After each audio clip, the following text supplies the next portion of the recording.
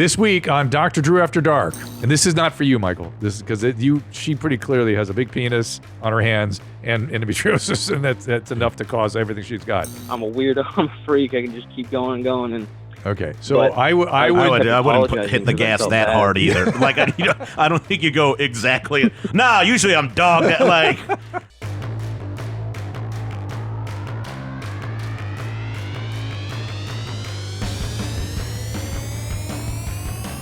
Welcome to Dr. Drew After Dark.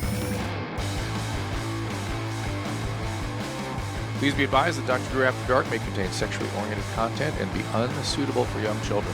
Hey everyone, welcome to After Dark. Our phone number 818-253-1693 and the emails you can send at drafterdark@gmail.com. And of course, keep an ear and an eye out for when we announce when we are taking calls. Got a lot of great calls lining up right now.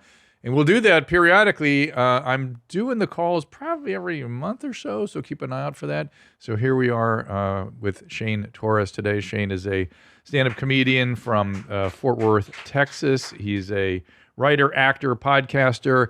The No Accounting for Taste podcast is the new special, The Blue-Eyed Mexican, will be released on Bert's YouTube channel. I don't know if do I have to say Bert Kreischer? Does people around here have to? I think they might get. I think they kind of know who that is. They might be a little dressed up on it. Yeah, that'll be on his YouTube channel on December 10th. So look out for that. It's a great idea to release stuff there. Well, yeah, it's his doing. It was his. Well, like me asking and him being gracious enough to share his platform, I guess. And did you guys meet through stand-up? Yeah, a number of years ago before he was. When he was still doing the machine. He's still doing the machine. He's still doing it. Yeah, they want to hear it. Oh, like, I know. It's like not, you know. Do you know that story that he told it for the first time on my radio show? Is that true? He'd never told it publicly before, he said. And I was like, I was dying. I had him stretched out for like an hour.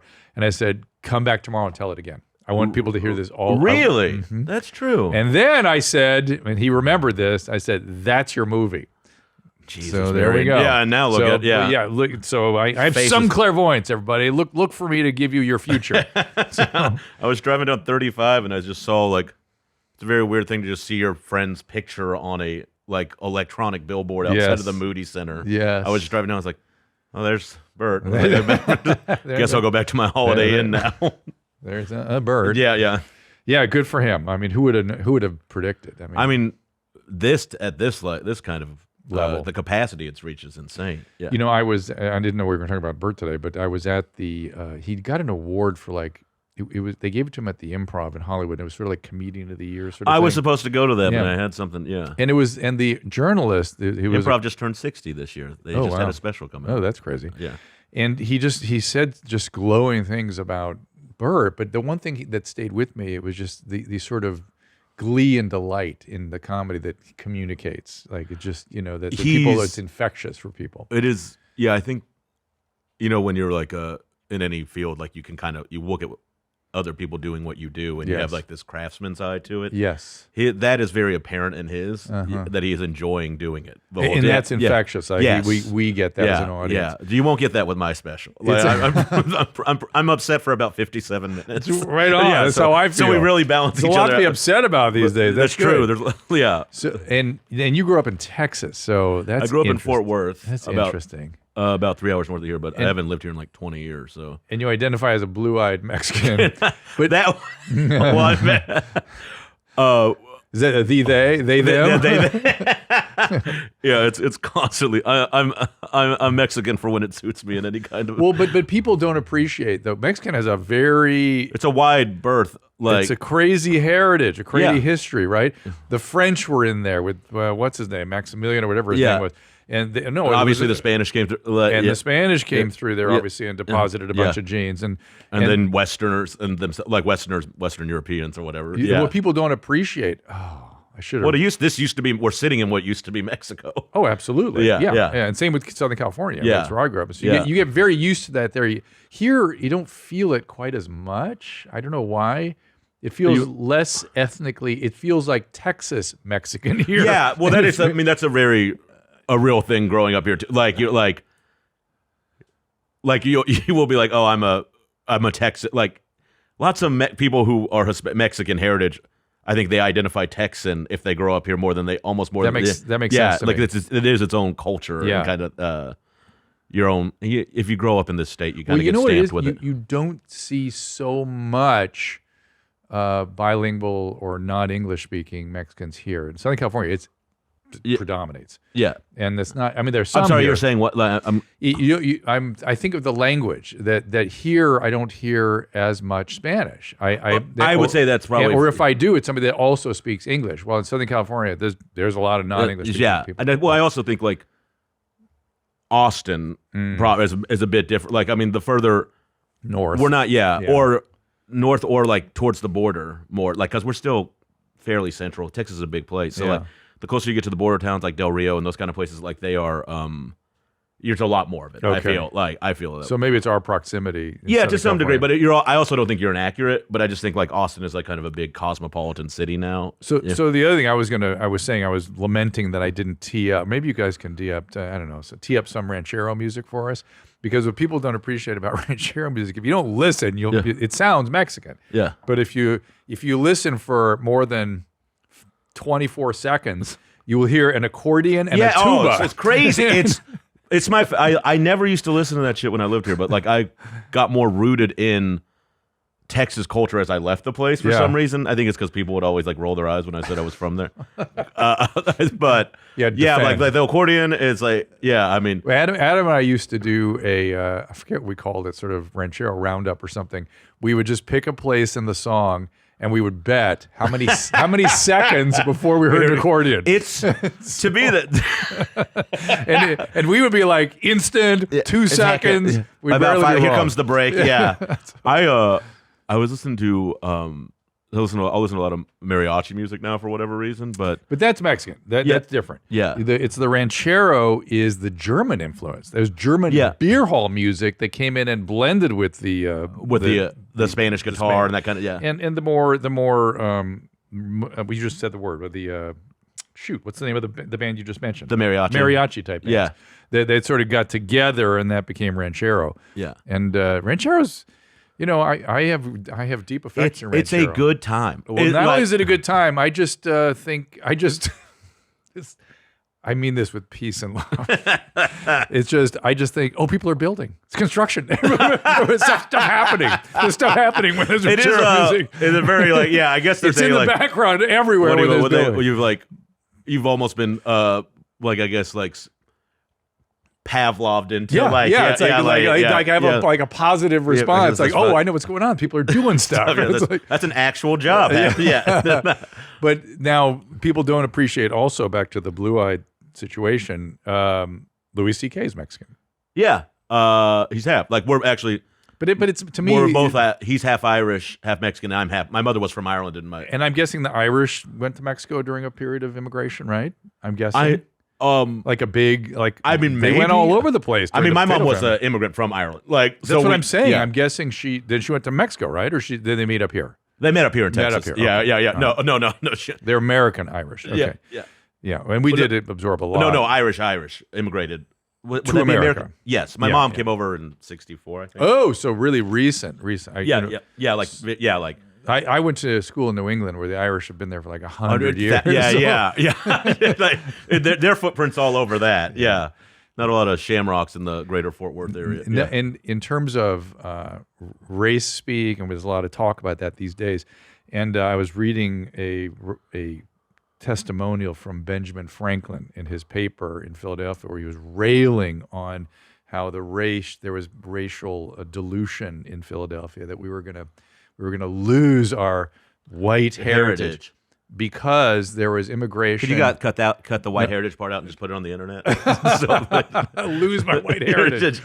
But but this is the comedy. He was railing on, let me try to remember this. It was non-Saxon Germans, so German immigrants, and I think it was like a Swedish or Irish, something like that. God. It was like how fucked. But it just shows us how fucked up we are with this stuff. I mean, it's always something in our, if we don't fight against it, our brain does weird tribal stuff. You know what I mean? Just like, do you think it's because they're just identifiers? Like they're just wait for you to be offended, and then you can identify this with It's an easy place to put it in your brain. It is. No, it is. It is. I heard Godfrey talking about this the other day, and he was talking about flavors of white. You know how it's all. Who's that painter? Bob Ross. Bob Ross. He has all kinds of whites, and he goes, "That's the white." You know, when you talk about the white person, it's like there's a lot of stuff in there, and our heritage as primates, really, but probably before Homo sapiens even, was you tribes, and then you attacked other tribes, and anything you took what you need. Anything not in my tribe was trying to kill me. Yeah. And that's in our evolutionary... Survivalism isn't like... It's just a fucked up remnant. And there's a lot of remnant BS in our brain from evolutionary heritage. You have to fight. You have to be aware of it.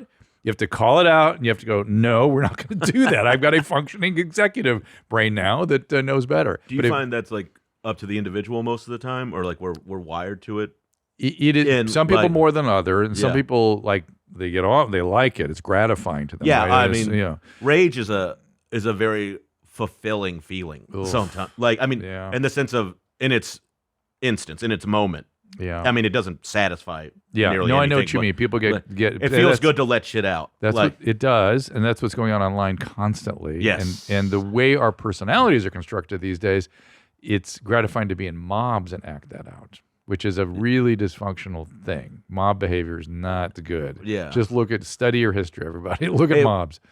Anytime a group of people gets together for something. Well, when they're expressing outrage and anger towards one, and they're a group. Yeah. It gets dangerous one being fast. a person or a group of people. Correct. Yeah.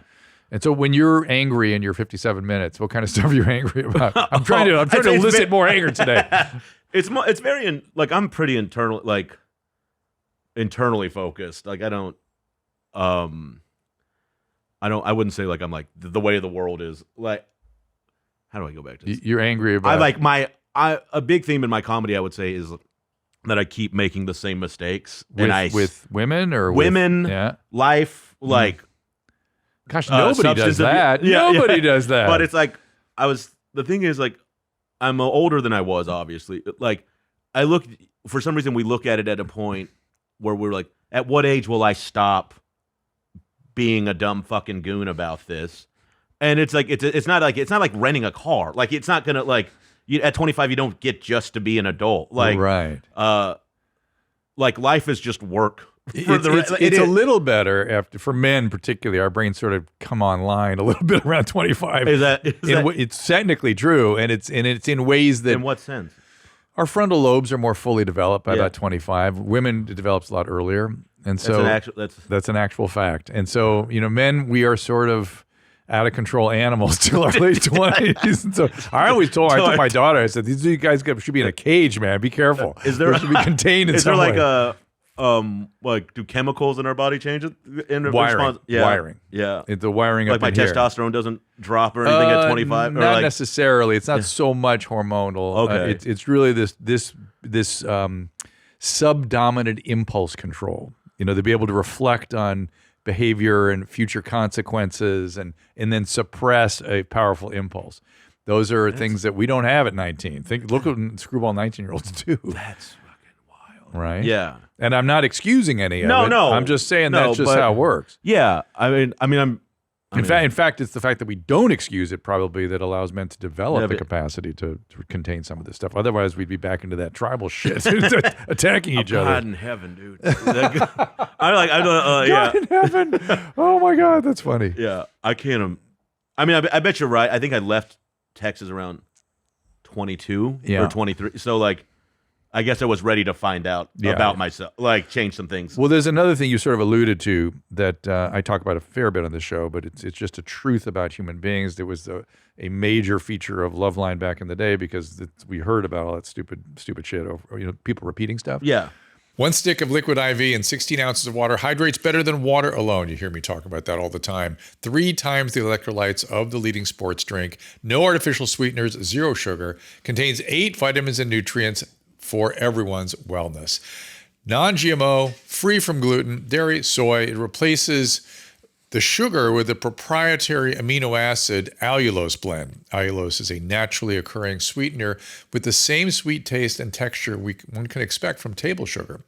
So, You know I love this product. I think hydration is so important, particularly if you're outdoors doing a lot of physical activity. Holiday time, you might drink too much. Certainly hydration is important. Grab your Liquid IV Hydration Multiplier, sugar-free in bulk nationwide at Costco, or you can get 20% off when you go to liquidiv.com. Use code DRDREW at checkout. That's 20% off anything you order when you shop Better Hydration today using promo code Dr. Drew at liquidiv.com. The most wonderful time of the year is also the most delicious. Enjoy every bite of the holiday season with HelloFresh. Choose from over 45 weekly recipes and over 100 curated picks from HelloFresh Market. And just like always, HelloFresh's ingredients travel from the farm to your door, so you know they're always fresh. And everything arrives pre-portioned, so you can get right to quick cooking, right to it. And in case you missed it, HelloFresh is it's just so much more than just delicious dinners. HelloFresh can help take the hassle out of every mealtime. And look, it makes it easy. Breakfast, lunches, snacks, all delivered along with your weekly box.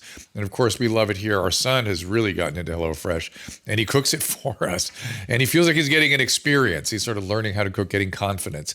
I want you to go to HelloFresh.com/Dr. Drew free and use that code DRDREW free for free breakfast for life. One breakfast item per box while the subscription is active. That's free breakfast for life at HelloFresh.com/Dr. Drew free with the code Dr. Drew free. Again, that's HelloFresh.com/Dr. Drew free, DRDREW FREE, with code Dr. Drew free. HelloFresh, America's #1 meal kit. And if you had childhood trauma, relational trauma in particular, and particularly at the hands of people that you were relying on, then that, for whatever reason, wires something into our head where we become attracted to circumstances and people who are just like the people who let us down. And, you know, even when it doesn't look like it, if you're attracted, speaking my language. Yeah. If you're attracted, you know for sure it's going to be one of those people, even though it might be a wolf in sheep's clothes. You may just see only the sheep. The wolf is underneath there for sure, because you're attracted and you're a perfect instrument. And we just repeat it. And of course, those people are those people, and they oblige. They oblige and repeat it. God. It's something, huh? So you just resist it, like you like so I do that. Yes, I used to do it too. So any of you guys do that kind of shit? What, repeat mistakes? Nah. No, Never. no. Be Never. attracted to people that end up doing the same thing to you all over Or again. the same circumstance. Like what you swear is not going to happen again happens again. Oh my God! Yeah, that's really the way to frame it. No, any no. Oh yeah, I mean every time I've ever said I love you, it is precedented? No, what is the word? Fucking pre-qualified by God damn it. Oh no, but what I love is what I love you. Love is a burden. I know what happened is next. She's gonna leave, or I'm gonna leave. See, that's the thing that people do. I'm saying it to get you to stay, which is codependent. Yeah. So the any version is you say it to get her to leave, or so if she doesn't leave, you'll leave. Yeah. But the codependent is I'm gonna say it to bring you in. I got out of one of those. Yeah, I'm sort of that way too. Yeah. Zolo, anything? Chad, anything in that category? You guys just healthy? I mean, I like to think so, but I'm sure I keep repeating mistakes. Yeah, some people do some of that. But How some old of are you, us. Zolo? 24. Okay, well, next year's going to be big for you. Yeah. You're going to be off to a good start next year. Oh, yeah, I continually make the same There we mistakes. go. Yeah. There we go. So you asked how to undo it, how not to do it. So when it comes to romantic relationships, what we tell people is, if you're feeling lightning bolts, it's that again for sure. You're a perfect instrument. It's going to be that person. So when you say lightning bolts, you mean like attraction, big butterfly. It's very intense attraction. Okay. Try to pick people you don't have quite that intensity for, because people with these sorts of things confuse intensity with all kinds of things, with all sorts of stuff. I know that. I mean, I don't. I got that. Well, no, I still do the wrong thing, but I know, yeah. So you got to sort of pull back from that and go, I could find somebody that I am attracted to, but I'm not lightning bolts attracted, right? If you can't do that, or if that doesn't work, you sabotage those relationships or they're too boring, which is the feeling you get when you're in those. If you can't tolerate them, you got to get trauma treatment. And trauma treatment works pretty fast and pretty well these days. EMDR, EEG, biofeedback. These are different methods of trauma treatment. Yeah. EMDR is...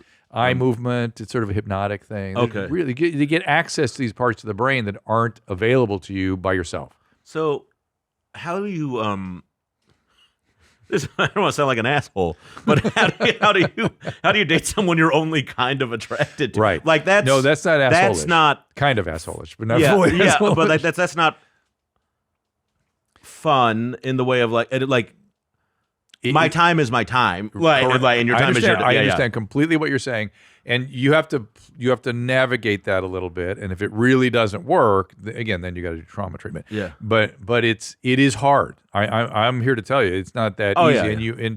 But there usually is a zone where you're attracted to that person, but it's like, oh, why am I not having that kind of thing yes, again? yeah. I mean, I've been in those. Yeah, and that's usually a sign that that's a place to proceed. And you got to decide too. I'm like. Well, this is fine. It's like going to a Chili's. Like you'll just go back because it was good enough. I don't want. I hate people settling. So I'm not telling them to just to settle. You got to have spark. You got to have intensity to some extent. But it's not an easy navigation, and some people really can't do it. Yeah. And if you can't do it, what you have to decide for yourself is this chaos, whatever you're getting into, what is your syndrome? Do they leave too early? You leave? It's by design. I know, like, it's subconsciously by design, and I see it, but it's like, there's always something in the way that makes it a difficult relationship to, like, usually it's distance for me. Are you trying to fix her? Or are you trying No. So I would never, I would never try to fix someone because I aid people. I think I'm good at that. I'm trying to help them do better, but I don't fix and save is not. So it's somebody who's inconvenient, sort of. Inconvenient in the sense of geographical. Like, yes, or like, like there's always something in the way. It's usually distance, but if like somebody is, I'm not saying you would do this, but if somebody's in a relationship, do they become more or less attractive to you? It kind of doesn't. Yeah. So it's not that kind of thing. All right, so I do have a little bit of a if I can't have it, I want it, but that is not a thing I go for. Yeah, I get it. So look, that's something you can work on that. That's pretty easy. You know what I mean? That's the problem is, what are you going to feel like when you actually are close to somebody over sustained periods of time? That's going to be the interesting part here. Yeah. So this is a little different. This is like, for my world, this is very light. This is a light version of trouble. Okay, good. Because you're making me feel well adjusted. Or better because adjusted. you can walk into these things. You can like devote some resources to making sure that you're around this person and see how that goes. So you're prone to not do that because you don't really want to do that. But what kind of resources do you do? Travel resources to bring her to you. I've done that stuff, but I guess like the long distance I don't really want to do ever again. I think, but it is like I bring people, like I've gone to them or they come to me. And are you able to have closeness for? Yeah, when we're together. But like, I think what I'm saying is by design, like there isn't a roadblock where somebody will have to make an incredible sacrifice at some point if this is to be like I get it. A real. I get it. Yeah.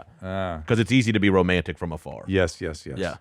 All right. Let's. We got some calls in here. We'll take some calls. I got some medical videos. That should be fun. Some voicemails. And I've noticed. I guess I'm not seeing these things because I got all the medical videos. But Christina's Instagram is on fire lately. Have you guys noticed that?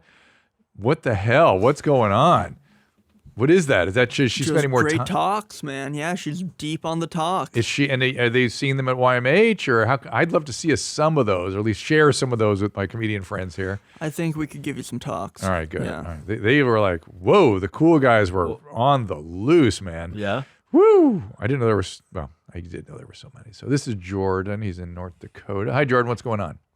So I'm 24. I'm fairly healthy, about 6 foot, 220 pounds. Over the past couple of years, have started to get heart palpitations fairly regularly. Mm-hmm. But what's really worrisome is, for me at least, recently within the past couple of weeks, I had one that lasted about 30 seconds. I felt like my heart was going to beat out of my chest, and then it just stopped and went back to normal. So what was it? Let me ask you this: was it a rapid pulse, like that kind of beating? Yes. Yeah. That's actually a more serious thing than what people normally call palpitations. Quite manageable, treatable, and it's kind of a complicated territory these days. So in throughout my career, Okay. palpitations meant this: bump, bump, bump, bump, bump, bump. Like a offbeat. big one. Yeah. Like you skipped a beat, and then there's a big one that Yeah. follows. That's called a PVC, or premature ventricular contraction. It's bump, bump, bump, bump, bump. And that like a bump on itself, and then pause, and then a big it's one. off time. That is normal. Okay. That is- Normally, that's what I have. Yeah, that is normal. But if it triggers if it's a rapid rhythm triggered, regular or irregular, that's a totally different phenomenon. That's coming from usually a different part of the heart. It can be also from the ventricles too, more seriously. And that's, this, Yeah. that kind of, bop, bop, bop, bop, bop, bop, bop. That you want to That's define. exactly what it felt like. Yeah, you want to figure that out. And so I would go see a cardiologist for sure, and they'll put a little monitor on you, and you can see if you can document Is that. there anything he should be staying away from with this stuff? Like Caffeine, I'd worry about heavy exertion, particularly prolonged exertion, like running, that kind of thing. So get in there, get in. It's going to. I pretty much promise you, can almost guarantee, it's going to be fine. It's going to be treatable, but it does need to be treated. It does need to be defined and treated. Okay. Okay. All right. Good luck, Jordan. All right, man. Take then North Dakota. You got to find a cardiologist That's- in Fargo. They're all eating chislic and shit up there. So it's No, they eat buffalo everything. Yeah. Buffalo hot dogs. They're so good. Have you spent much time there? What was I doing? I met with the governor and his wife, and they put on these big addiction symposia periodically, and I was up there for one of those, and was there a couple days, and I loved it. Loved Fargo. Do you, in your since you've worked in addiction for so long, do you find like those kind of states are more hit hard by certain kinds of drug abuse waves? Yes. And Yes. yeah, like it is the white trash meth kind of stuff, or No. No. It is the North American Indian alcoholic, Yeah. which are all over the streets of North Dakota. Yeah. And they are fine with the alcohol. They don't go on to other stuff. They stay Yeah. You forget how bad alcoholism can get. Yeah. Because we're so used to seeing the drug stuff, Yeah. which can make anybody a monster or a zombie. Yeah. But alcohol is just devastation. And Yeah. there's a lot of that from the North American Yeah. Indians up there. Jesus. Yeah. And they have their share of meth and heroin and other Yeah, stuff that everybody's But got I always now. wonder, because in the Northwest, when I was in Portland, it was all just so much meth stuff. And That's so meth. much. It's meth opiates everywhere in the cities. If Yeah. you're in a city, meth opiates, a big Yeah. city. That's it. Period. And the problem is the opiate, the one they're going for, they're seeking on the streets is fentanyl. Yeah. And getting that dosing just right that you don't kill yourself, very difficult. You're going to kill yourself eventually. Well, In the meantime, the meth is doing its thing to you, and eventually, in all cases, you get psychotic, and those are the guys with the machetes. Yeah. So now you have meth psychosis and fentanyl addiction. It's devastation. That is total devastation. it's I mean, I think it's better in Portland than it was when I first got there. But I would bartend at night, and and 4 a.m. would roll because they would do, the spot I worked at would have breakfast after 2. So lunatics would roll, and That's I would have meth. to That's all just guys covered in blood, and just have to lock the door and be like, "We're all staying here until the cops show Good. up." I hope you use that in your act. It's all good stuff. People are funny when they do drugs. They're just funny, and then they laugh about it in recovery. They're able to sort of make fun of it. where It's just it sad works. when they're in it. Yeah. The holiday seasons are approaching, but what if I told you that the celebrations are starting early this year? It turns out the perfect gift does exist, and who else to bring it down your chimney than the leaders in the below-the-waist grooming? Bring in the cheer this season with Manscaped brand new Performance Package 5.0 Ultra, featuring the new Lawnmower 5.0. Give the gift of groom by going to manscaped.com and use that code AFTERDARK for 20% off and free shipping. Manscaped Performance Package 5.0 is the ultimate bundle for the man who deserves it all. Includes the Lawnmower 5.0 Ultra, the Weed Whacker 2.0 ear and nose trimmer, Manscaped's liquid formulations, and 2 free gifts, starting with Santa's #1 helper. We have the Lawnmower 5.0 Ultra, the 5th generation trimmer, the Lawnmower 5.0 Ultra body trimmer, and the Weed Whacker 2.0 nose and ear hair trimmer, featuring proprietary advanced skin-safe technology to protect your delicate regions. Plus, both are waterproof. Also, they have the Crop Soother Aftershave Lotion and Crop Preserver Anti-Chafe Ball Deodorant. Call now. Get 20% off and free shipping with the code AFTERDARK at manscaped.com. That is 20% off. That is 20% off with free shipping at manscaped.com, and use code AFTERDARK. Manscaped, get your jingle balls ready for the holidays.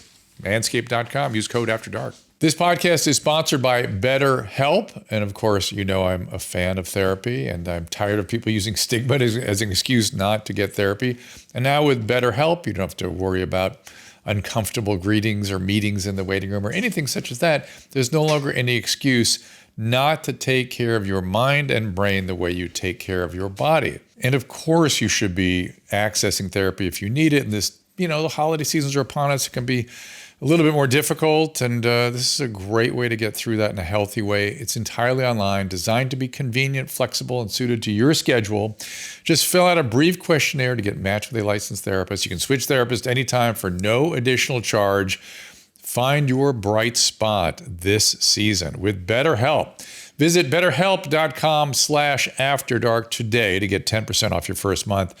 That is BetterHelp, HELP.com/AfterDark. Do not wait. Visit BetterHelp.com/AfterDark. Get that 10% off your first month. But back to meth, Fedsmoker, guys, is a great example of the progression of meth addiction. It's a famous cool guy here at your mom's house. We've watched his videos for years, and and he got more and more and more psychotic and kind of kept. It's just a guy who was smoking meth and putting it on YouTube or something? Well, we didn't actually see him smoking meth, but I promise. He was pulling his teeth out. There's like, I mean, you don't, like, if it walks like a duck, he was like attacking security guards and things, always giving them shit. Yeah. And he's talking about how he works for the FBI and all. He's got usual messed up. Yeah. And messed up. But the point I want to make, I'm not sure if I've made out loud here, is that when meth kills, they go along for a long time and are super crazy and then die. They just doom. The light switch goes off. Yeah? They just die of something, a stroke, a heart attack. And when meth kills. Meth kills. And so this guy, our Fedsmoker, our friend, there he is. We'll see a little Fedsmoker. I'm on record for a moment. What is this place anyways? What is this place? You don't need to film me. Oh, I'm new to documentary. Listen here. I don't care. I don't want to be. This is America, you dumb son of a bitch, okay? You dumb son of a bitch. I'm a private person, and I don't want to be fucking American, you stupid fuck. I can ask you anything I want. He's so good, so good. Mike, where's the touch? Let's get to touch. I can tell you no anytime I want. Fucking baby in your face, okay, cocksucker? You're the one who looks like a baby. Baby. Would you escape from jail? What's up there, Chomo? Listen here. What do you guys? How do you get a job here, there, fuckface? Well, not by talking like that. Oh, you know what? You're fired, bud. No, okay? I'm not. He says, touch my camera through the fence somewhere in there. But and he's found dead outside his car. Yeah. He just found lying by his car dead. And that's a typical meth death. Just typical. They're just boom, dead all of a sudden. So he's running around the country. He's running the country, acting like a Fedsmoker, and then boom. Can we talk about one thing in that video real quick? Like anything. How both sides can be wrong. Yeah. like that guy sucks too. Like I understand like he's got a job where he sits in a booth all day and it's probably not fun. Yeah. But why is that guy going to be the thing that this is the thing maybe it's just the thing you get to hit back at that day. It is. You're correct that his immediate defensiveness was a little. Like you're just ready to you're already pissed about something, and now you have a right. Like, now you have a bag to hit. It should have been like, okay, sir, calm down. It's like, but he was ready to go too. Right. Yeah. Baby. I mean, you can see. But I guess people don't understand sick. You know what I mean? That's true. And they don't get what they just think it's an asshole, and they're used to dealing with assholes, and they just respond as though somebody's an asshole. In your years of seeing people working in addiction stuff, do you think people have a better understanding of it and just the social do you think there are more people reacting like that security guard now, or more people in the world are trying to be like, he's clearly fucked up, I don't want to talk to. They're not trying to fix them, but they're trying not to unload both barrels the moment somebody like that approaches them. Yes, I think mostly, but it's gone all the way to a place that they're actually, in my opinion, negligent homicide, because the point I'm making is that if you leave addiction untreated, particularly fentanyl and meth, it progresses and you die. Yeah. With high probability. It always progresses. And all these do-gooders are like, oh, no, they're slow. You got to meet them where they are. Just where, they want to do heroin. That's fine. You do heroin. It is fine that they do heroin, but they're going to die. And and their brain isn't working right. Yeah. And so we have to do something to help them or they will die. Yeah. And it's negligent not to do something. So they don't know the meth part yet, because the world knows the fentanyl part. They don't know the meth part yet, because meth is just boom, gone. And you're going to start to see those deaths now start to accumulate, because so many people, as you pointed out, on the streets have been on meth all these years now. It takes a long time for meth to kill. Yeah. Yeah. Okay. That makes this a bit of, so how do people How do you intervene? Yeah, or like, You or go, yeah, what? It's very simple. You go, hey man, you don't seem right. Do you really want to live like this? Here, have a cigarette. Let me give you a cigarette. Do you want something to eat? You okay? Do you want to stay like this? What? You can't stay on the street. You can't do it. And literally make it so they can't. And they go, so come with me. Come with me. We'll get you going. We'll get you cleaned up. We'll get you place to stay. Nobody does that. Yeah, nobody does wants to. Well, both of the security guard and the they don't do heroin guy are the easiest answers. Like, yes. yeah, they just happen to be two different ones. Yes, that's right. But it's there's a way to do it to motivate people and to bring them in and to get through their denial and through the fog that they're in. And just go, let's go. What kind of because let's go. You come with me. Let's get you. What problem is we don't have any treatments. We don't have any psychiatrists. There's no infrastructure. We got for nothing. It. We got nothing. And we're saying fine, just stay here. And the fine, just stay here is murder. It's homicide, in my opinion. Is there a place in the world you see people doing it well, like that kind of? Most countries other than the United States do it fine.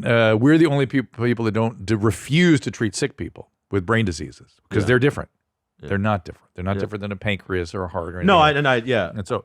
Yeah, so we don't do it. There are states that do it. I've been to some actual incarcerated programs in like Indiana were fantastic. It's possible to do good work if you just do it. And I know, in California, I know exactly what to do. I know exactly how many beds you need. I know how to staff it. I know how to structure it. I know how to fund it.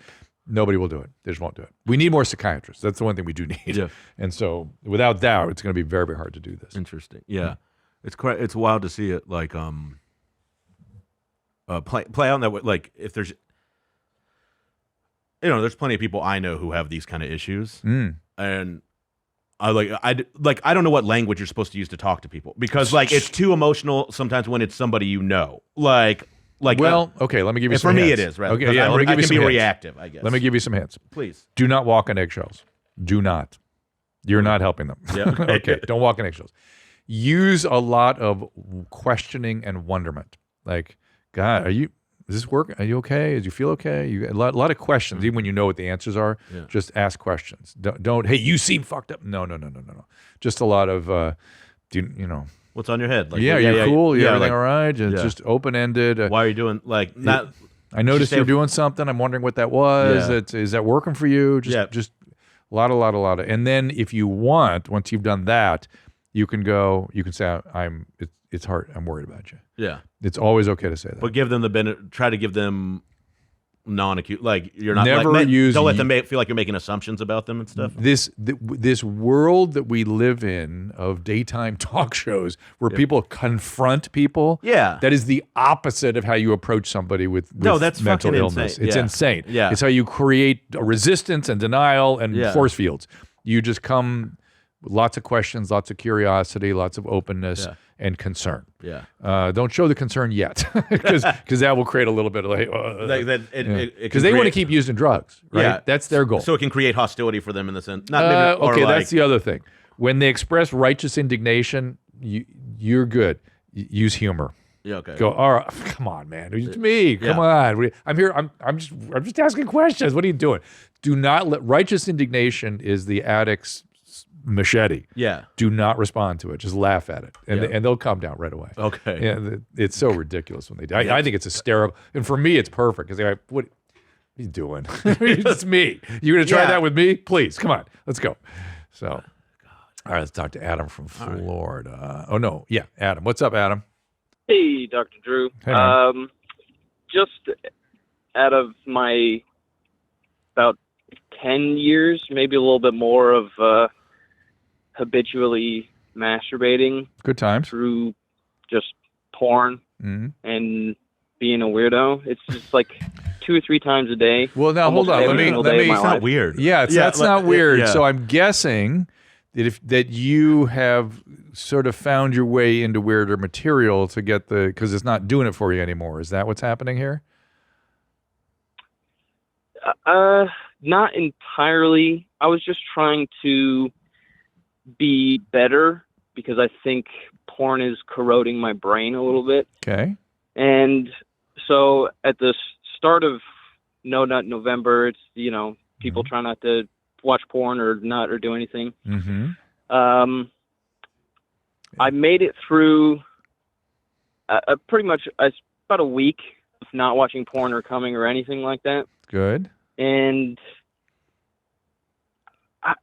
after that week, I met a girl. Good. And I made it through I made it to the end of the night where we're about to hook up, about to do stuff. Yeah. And I never usually have this problem. Premature. And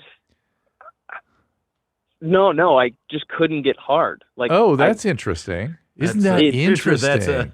Yes. That's the opposite of what you'd expect, right? So that's interesting. And so one of the things about sexual addictions of all types is they're sort of considered an intimacy disorder. And it may be that your abstinence has made you more available for the actual closeness with this girl. And that was a little too much for you or something. And one thing I will warn you, I've said on this show before, is that she will blame herself. You're not attracted to me, and blah, blah, blah, blah, blah. It's like, no, it's I'm too attracted. I'm too into it. That's much more the case. Women need to understand that. It's very interesting that you're trying to be better. Yeah. And you meet someone, and in some sense, it's affecting how you feel. Like it's having a negative impact on them, and it shouldn't. Like, but it is making them better. It's just having a performance problem. No, for sure it is. But it's like what I'm saying is interesting is like even in your like, for lack of a better word, recovery or attempt to do better. You're still affecting somebody in a perceived negative way. It's not reality. Yes. So you got to kind of bring her along for the. Is she okay? Does she run away like angry, or is she cool?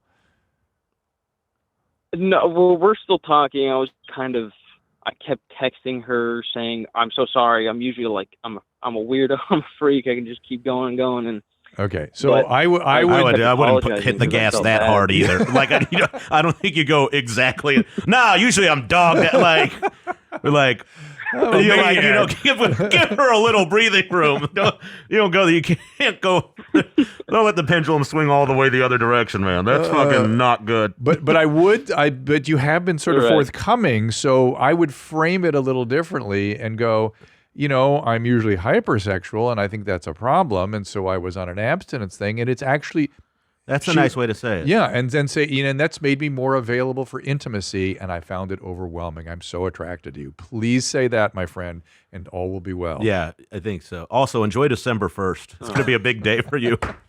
Get yourself some vitamin water and a bag of trail mix. But I like this. But so it's not, you're not weird. You're not anything unusual for a young male. There's a lot of this going on, but you are correct. It does distract you from relating.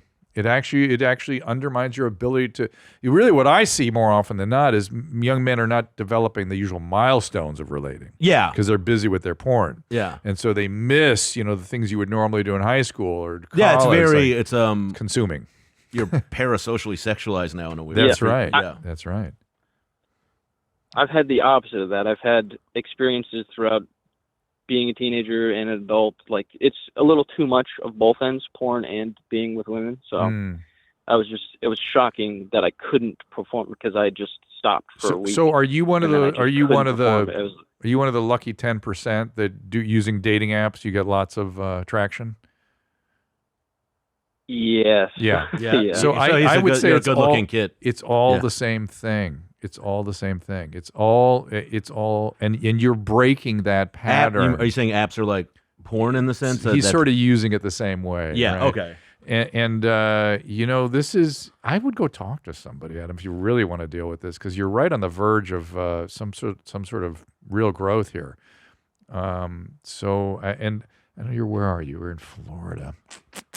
There's a website called centerforhealthysex.org, I believe it is.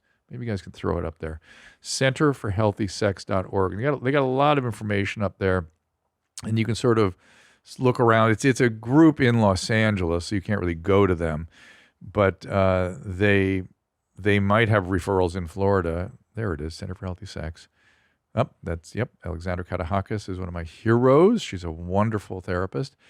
And just kind of look around there. See what you think. You're really you're doing something for yourself, and I don't want you to lose the chance. You know what I'm saying? Yeah, use some of the momentum you've built for yourself. Yeah, and try talking to this girl about being available for intimacy and doing something different, and how that's intense for you, and and she is the focus of that. Can I ask a question before he goes? Jordan, do you actually like her, or Adam. I'm sorry. Do you actually like her a lot, or are you just dating? Like, you also don't just have to have sex with her. Like, meaning... Maybe you take your time. Like, yeah, maybe see if you actually like her as opposed to just hooking up with her because you're not beating off. Look at Shane. What? Yeah, I mean, I think that's good. Like, and make sure she lives in Wisconsin. Yeah. Like, what you really want is somebody in a tertiary market like Chattanooga. It's Shane's thing, Adam. That's why we're making fun of that. But go ahead. What do you think about that? Yeah, I mean, I really wanted to do stuff with her because we have a lot of the same likes and interests. Oh, dude, you're on the verge of growing up. Good for you. No, really, it's like you're right there. How old are you now? No, it's 25. Yeah, it's perfect. Jesus, Mary. Perfect. It's like fucking clockwork with you. Perfect. Yeah. All right, listen. Look at centerforhealthysex.org and keep going, my friend. Remember, I'm breaking some habits, and to be available for intimacy is intense for me and overwhelming, and that's where I think that's coming from. Yeah, I think you said it well too, because like you do want to explain it, but she you could be moved. If she's not moved by that, then you don't want to be with her. You can dodge. Yeah, and it's also like it's a really vulnerable thing for him to share with someone he's only been dating for like a second. Mm-hmm. Like to be like, hey, I was watching, I don't know, he's going to say I was watching too much porn, but like No. But like the way you have to say it is like it's very careful. I'm breaking patterns. Yes. I'm breaking old patterns, and it's made me more available she will for ask, intimacy. She was definitely going to ask, what does breaking patterns mean? Then stick with the porn, not all the chicks. Yeah. Stay with that. So, guys, I had a hotel experience that was intense. I don't think I've spoken about it before. We saw your tweets about it. Please fill us in. Okay. So I don't want to shit on the particular hotel if I can avoid it, because they have since made good, fallen on their swords, been appropriate, and it's been good. But I blame Bert Kreischer. Do you know why I blame Bert Kreischer? Blue-eyed Mexican on Bert Kreischer's YouTube channel. Because he put Shane on his channel. No, he raved about this hotel. And if you remember last time I was here, I was on a very quick visit, right? And so I was coming in late. I was going out early. And Bert was like, oh, this is the greatest place. I can get in and get out. I love him so much. But I've seen him explain like a chicken sandwich like that. So like my point being, his enthusiasm, check it out. That's why his comedy's great. Try it out, but, as they would say. He does know hotels really well. Okay, so I'm like, okay, well, I'm gonna do this hotel, and I checked in. I knew I was going to be late. I was later than I expected to be, but I told them it was going to be after midnight. I checked in. I got a room key. I was, because I've had this happen before. You got to be on top of it with that. The whole point of traveling and paying for that stuff and doing these kind of things is for it to be easy for you when you get there. And especially when... And that's what loyalty programs are for and all of that kind of shit. And oftentimes, time is the essence. Like, I'm getting in at 1 a.m. I got to be here at 9 or 10 or something, and I'm trying to get some sleep. You need 7 hours. I'm trying to do something. I'm off. Time zones are messed up. So I get in. It's like 1:30 in the morning. They go, yeah, well, we gave away your room. Gave away the room. And I'm like, well, we got to be able to do something here. And this poor woman, here's part of the comedy I didn't put in the tweets, was the security guard and the woman at the desk recognized me. I had to help him with his schizophrenic drug addict brother. The woman man, at the I know desk, you're trying to get your 8 hours. If I remember, I think she was in recovery and something, and we did a whole alcoholism go around about that. And she worked her ass off. And so the last thing you want to do is get mad at these people. It's not their fault. It's probably not their mistake. It's just landing in their lap. They're the shift that came in. Now, what pissed me off was she called the manager, and he said, yeah, well, no, whatever. And I was like, okay, now it's on. Well, now it is on, because that is so inappropriate. And you're supposed to give me a solution right now, because I did everything I was supposed to do. I checked. I did everything. Did you unload? I unloaded on Twitter because I didn't want to unload on these people. I felt bad for them, and I was seething because I'm like, what the hell am I supposed to do? They checked all the surrounding hotels, nothing, and they go, well, we'll walk you to the Motel 6. Walk me to the Motel 6? What? Yeah. And I was like, are you kidding? Well, and they're like, oh, yeah, you're right. That's probably not a great idea. And it's middle of the night in the airport district, walking on the highway. Well, really? Okay. So then they're like, okay, well, we're going to find you a place. So, okay. And half hour later, they found a place. They're like, oh, this is close to. Don't worry. get an Uber. I pay for. Of course. It should cost you more money when someone else makes a mistake. Yes. Get in the Uber. It is all the way completely on the other side of town. It took us 20 minutes in the middle of the night to get there. And I'm like, oh, shit, this is 40 minutes honestly, in the morning. My mouth is acidic. Wait, it gets better. Yeah. So now it is 3 a.m. Yeah. It is 3 a.m. when I get to this place. And a young guy is at the counter, and he's like, yeah, I heard you're coming over to get a room. I'm doing the accounting run through or some sort of run through on some bullshit on the computer. Sit down. This is going to take a while. 3 a.m. Fuck, like, so they found you a bad solution. How long is it going to take? I don't know, half hour, an hour, or something. I'm like, no. I'm just Cut me a key. Here's my credit card. You're right. I'll leave the card with you. I have solved every problem I need to solve tonight. Go fuck yourself. It was audit. He was doing his auditing. I'm like, there has to be a solution. Just give me a key. It's 3 a.m. I'm dying. I got to get up in 6 hours.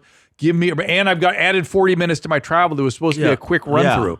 So, oh my God. And finally, I persuaded that guy to do something, but it took another 20, 30 minutes before he. And it's like it's all compounding. Like later in the day, more hoops to jump through. Like so every. Well, you know this because you have to travel a lot as a comedian, right? You feel this as somebody that travels on the road. That's the burden of my life. I think all you want is for it to be easier. I'll you pay more. I will pay more for it. Yeah. It is better for my life for the rest of the year if I have like status on an airline, not because I want to have status, but because I get to sit down for I just spend too much time in these fucking places. So when they don't have a solution for any of my problems, and it's a thing you spend a lot of money on, you feel like betrayal, almost like betrayal meets helpless. Yeah, because it's the middle of the night and you are at their mercy. And you think you've done everything you're supposed to do. And you have done everything you're supposed to do. And sometimes so you just have to find your own solution. So I'm going nuts on Twitter. I'm going crazy-ish. And this is 2 a.m, 3 a.m. 3:30 now probably.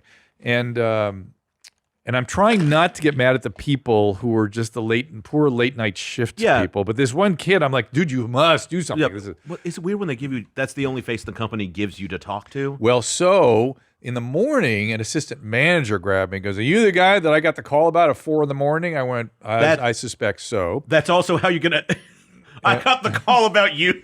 Right. Yeah. He said, a fucking dick. And he said he was actually lovely, except he gave me a little too much information. He said, yeah, I told him I'll go back to bed. I'll handle it in the morning. And so, and in fact, by that point, I had a room. And so there was nothing really for him to do. The room was shit, by the way. Course. Terrible. But it was supposed to be the same room as Bert's glorious hotel. Now, that room's great. Now the guy, that room's great. And by the way, I'm sure they had a presidential suite sitting there empty somewhere, or something, somewhere. It's a hotel, hot tub filled with champagne, waiting. No, I don't need it. Just a closet. That's immediately where my brain went when you said all this happened. I'm like, oh, that's a presidential suite. That's where that goes after that.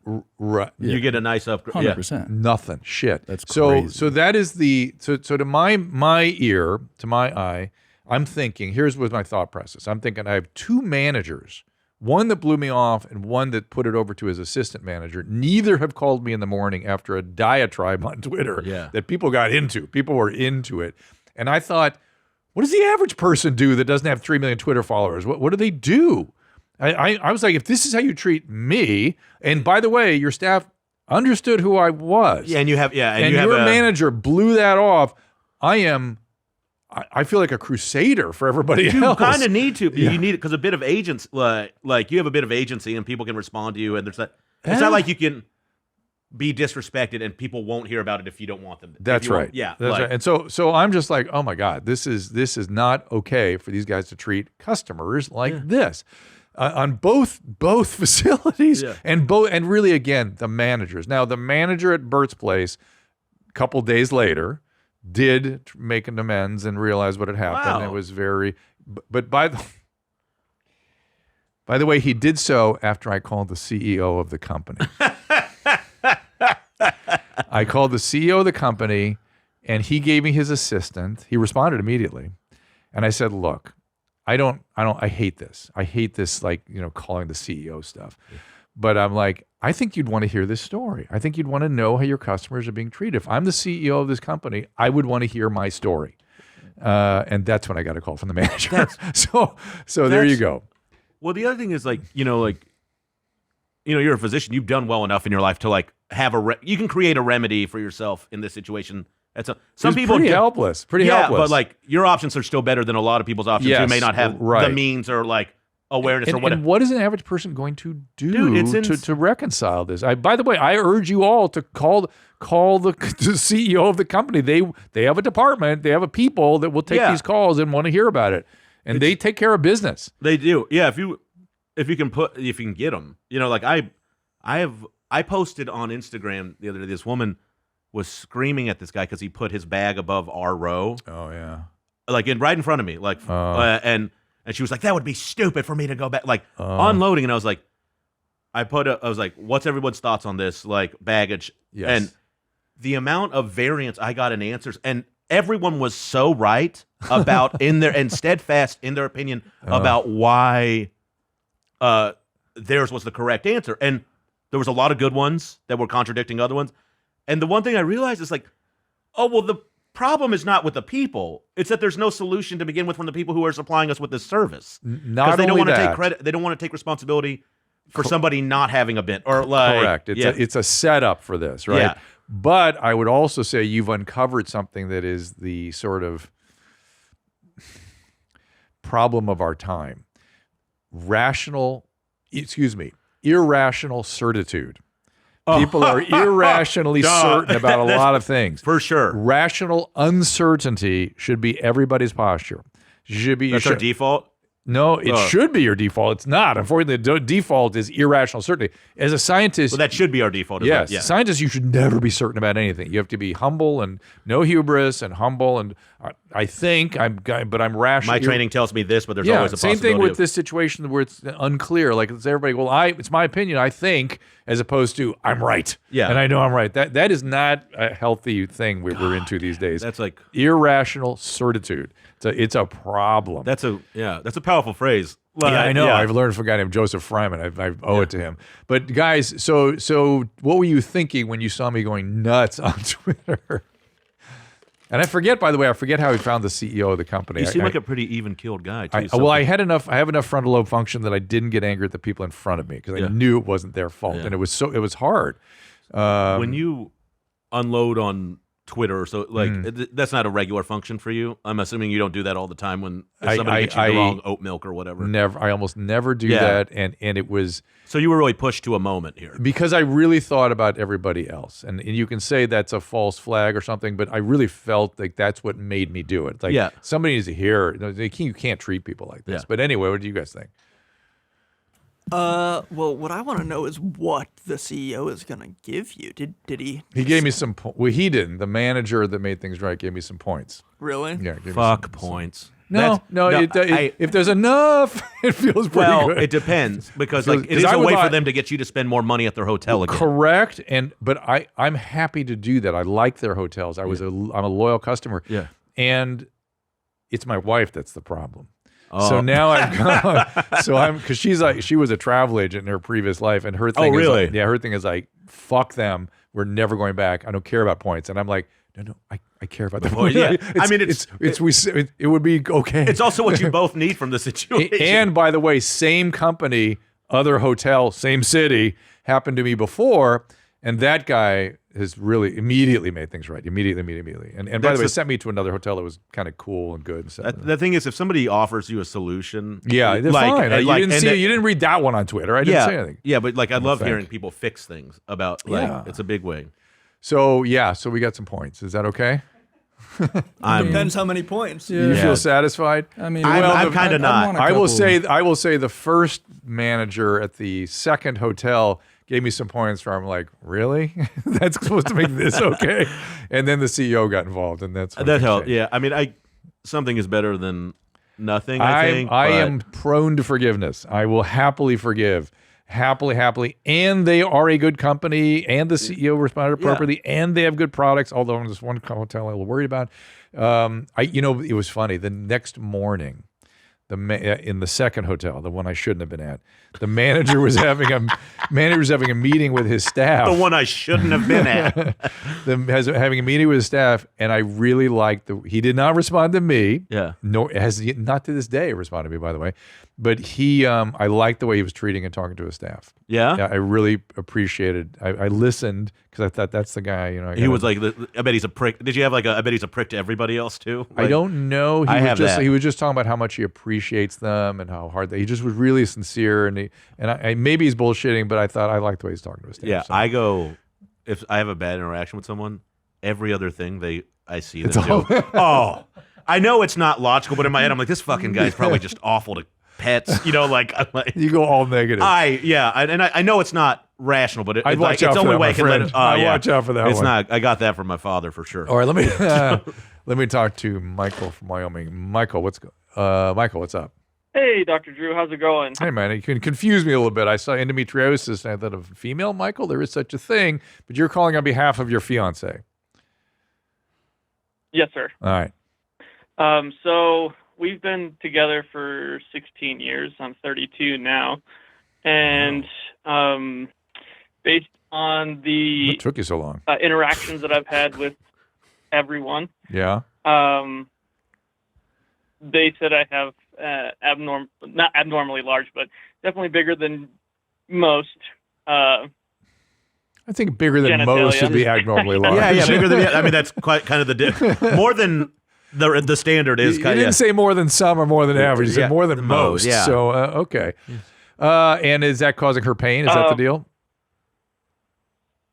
Yeah, it's causing her pain, and I was just wondering if that may be some of the cause of the endometriosis, because she doesn't have a family history of it. Is she documented as having endometriosis? Yes. Okay. And does she's currently on a bunch of supplements and things like that Good. to help combat that, and Good. we've also gone paleo Good. to get rid of sugars and carbs. And Interesting. things like that. Good. And she has ovarian cyst also, right? Yes. Okay. So the pain at the start of penetration is not that, right? That's just size, anatomy not fitting together. Yeah. But with deep penetration, or even moderately deep penetration, that's pushing up against the uterus and the ovaries, and that's when all the rest of it kicks in. Is that when she's having symptoms? Yes. Okay. Specifically, like after she has finished herself, it's like twice as bad as it would be if she didn't. Okay, so what can happen is there can be endometriosis sitting on essentially the round ligament, that the parts of the sort of the musculature and the ligaments that suspend the uterus actually contract during orgasm, and they can get this kind of visceral pain afterwards if the endometriosis is sitting around there, and again, if it's around the uterus too, the same thing can happen. So yeah, I mean that can be part of the process. And I got into a shit ton of trouble with endometriosis world. What is I think I know what it is, but I'm not endometriosis. What it is? Yeah. It is. Thank you for asking. It is actually uterine lining. Shedding, right? It's the uterine tissue that gets outside the uterus into the pelvic cavity. Okay. Yeah. And then it actually cycles. So that's why during menses it gets more inflamed. Yeah. And it can be all over the place. I was kind of close in my head. Yeah, it can go all over the place. And ovarian cyst, obviously, her cyst, and she says here she has PCOS, which is a specific kind of polycystic thing. And very common and very unpleasant. They don't ovulate quite normally because of that, and they can have high levels of estrogen, sometimes androgens flying around that can affect all of this, including the endometriosis. So it's complicated. I once, on Loveline, 10 years ago. This is when you got in trouble? Got in trouble. A guy called up, and he was like, Michael. Now, Michael, and he was like, my girlfriend is, and he was like extremely anxious. And he listed through not 2 diagnoses and not a discussion about a big penis. He listed about 5 diagnoses, including interstitial cystitis. And he just had all these things going on with this woman. I said, okay. Was he WebMDing this or not? No, she had all these diagnoses. Yeah. And I said, whoa, slow down. And this is not for you, Michael. This is because she pretty clearly has a big penis on her hands and endometriosis, and that's enough to cause everything she's got. But this guy was just, and his anxiety got my spidey sense, like, there's something up with her. Something is up with her. I said, hang on. I go, look, rather than doctors when doctors give a whole litany of diagnosis, right? Like one after the other after the other, it means they don't know what's going on. And we call those garbage bag diagnoses, where you throw one in the bag after another. So it's just like it could be this possible. They don't know. They're just guessing, and then we know it's interstitial. No, give me the tissue. They're not being as diagnostic. They're trying things. They're trying to be helpful, but it's garbage bag diagnosis. Okay. And I said, look, if a woman comes in with pelvic pain unexplained with a multiplicity of garbage bag diagnoses, think sexual trauma in childhood. Was she sexually abused as a child? Well, yes, she was. I went, okay. No, not your girl. Your girl is not in this category at all. Oh, okay. Your girl has endometriosis. You and your PCOS. huge schlong are doing great. I'm telling this story to point out how different it is when it is sexual trauma. Yeah. Because think about the anxiety of the guy and all the different diagnoses, and nobody could explain it. Nobody could make it better. And I said, let's think about sexual trauma. Was she sexually abused as a kid? Yes, severely. Okay. She ever any treatment for that? No. It's a common cause of, and Michael, unexplained pelvic pain. Your girl has explained pelvic pain, easily explained. Yeah. This was unexplained pelvic pain with a litany of diagnoses, none of which were correct. Because were they correct, they would have treated there would have been some treatment. Yeah. And so, fine. He goes, okay, we'll talk to somebody about that. Great. Next day, how dare you say endometriosis is a garbage bag diagnosis? Oh, Jesus. I was like, no, I was not saying that. That's the fucking everybody's prepared to be upset now. That was at the beginning of Twitter. Really, it was the early days. We were nailing it on Twitter then, and I wasn't familiar with this phenomenon, so it was just disturbing to me. I was like, a mob came after me. Dude. Yeah. Bananas. And by the way, it does remind me of one thing, though, Michael, because of that. Because I was like, of course endometriosis is a terrible thing. I'm happy to do podcasts on it. So I did a whole series of podcasts on it. And one of the guys, Michael, I talked to... That's like a wild... that's so crazy. You could have said any other thing. People were like, how dare you say cancer is a I could have said... They wanted you to be sexist or whatever. Or they wanted to be angry. I don't know, whatever. Yeah. Today, I don't think I would respond. There was a million reasons for people. A million reasons. Yeah. And so, Michael, one of the people I interviewed in a podcast was a surgeon who does microsurgeries on endometriosis, and he had great success with that. So something to look into. I'm sure it was a long time ago. This guy was actually from Brazil or something, if I remember right. But I'm sure they're doing more of that up here now. So look into that too. The very, very, very sort of comprehensive surgical approach to this, not taking out her pelvic organs or anything, microsurgery to get the endometriosis under control, okay? Okay. All right. And then I was going to say if there's anything else that we can do to, help combat that, but I mean the paleo diet and cutting out sugars and things like that has helped. That's all great, that is particularly good for the polycystic ovarian syndrome, so for the PCOS. So that's going to help that, and the help in the PCOS will help the endometriosis somewhat. And then the last thing, there are pelvic physical therapists now that specialize in pelvic floor stuff. And if the penis is still causing problem, I guarantee you they got some solutions. So physical therapy is another thing to kind of look at. And they have graduated devices and all kinds of things. Seems like he's being the important thing, like they're being proactive in this and fixing systematic, this. Right? Yeah, didn't hear panic in his voice. No, he's just like, hey, you got any ideas? I think that's like a thing we all find it hard, to treat yourself in any way or have somebody help you. It's kind of just doing it to some degree. Got to try stuff. Yeah, you do. And we strangely live in a time when supplements and the stuff they're trying non-medical, non-pharmacological. We live in a new world with that kind of thing. It was always very difficult to prove, sketchy, peripheral, maybe, I don't know. Some of it works now. Yeah, but it's like anything. Some of anything can not anything, but no, you're right. But it is that thing of the messaging of it is where we come into issues. I think with wellness, people who speak about wellness, it's the most fucking exhausting thing I've ever been around in my life. It's you're a hot woman who likes vitamins.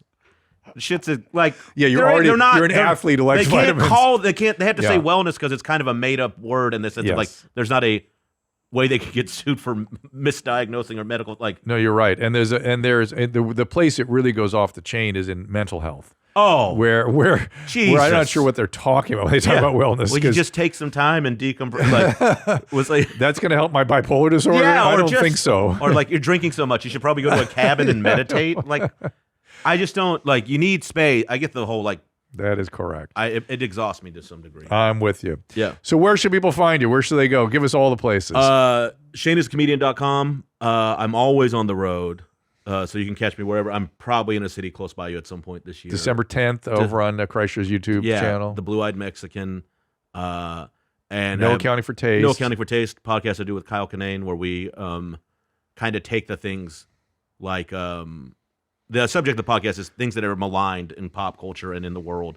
We try and find the silver lining in them if there isn't. Like, that's interesting. Yeah, so like we tried to do one on wellness and we just kind of like shit the bed, or the Kardashians, but yeah, like so. And there's some stuff that we found some great stuff in. So yeah. Well, thank you for being here today. Thanks for having thank me, you for keeping up with us. We covered a lot of odd territory today. I had fun zooming around this. Yeah, this was fun for me too. So thank you very much. I appreciate you. Thanks for having me. Shane Torres, everybody, and we'll see you next time. All conversations and information exchanged during participation in the Dr. Drew After Dark podcast or interaction on the drdrew.com website is intended for educational and entertainment purposes only. Do not confuse this with treatment or physician medical advice or direction per se. You must always follow your medical professional's advice and direction. Nothing on these podcasts or posted on this site supplements or supersedes the relationship and direction of your medical caretakers. Please understand, I am not playing the role of physician in this environment per se. I'm educating. I am a licensed physician with specialty boards in American Board of Internal Medicine and American Board of Addiction Medicine.